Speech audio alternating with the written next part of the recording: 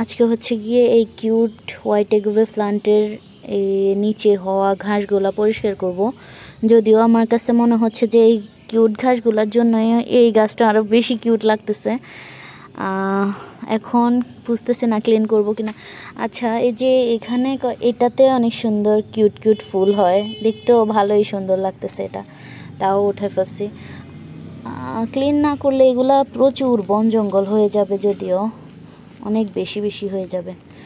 আর হচ্ছে গিয়ে এখানে ইয়েলো এগোবে প্লান্টের যে গোড়ায় একটা গাছ হয়েছে নিজে নিজে, একটা না অনেকগুলো হয়েছে। এগুলা একটা ফুল গাছ বা আমার মনে আসতেছে না এটা না। এই তো কথা বলতে বলতে আমার ঘাস পরিষ্কার করা শেষ হয়ে গেছে। এখন মনে হচ্ছে যে ওইটার থেকে তখন থেকে ওই লুক থেকে এখনের লুক আরও কম কিউট লাগতেছে। ওইটা ঘাস থাকার কারণে প্রচুর কিউট লাগছিল। যাই হোক, এটাতে তো বেবি হইতেছে, বাচ্চা দিতেছে। আর এটা মনে হয় একটু কিপটে স্বভাবের, এখনও কোনো খবর নাই, কোনো বাচ্চা টাচ্চা দিতেছে না।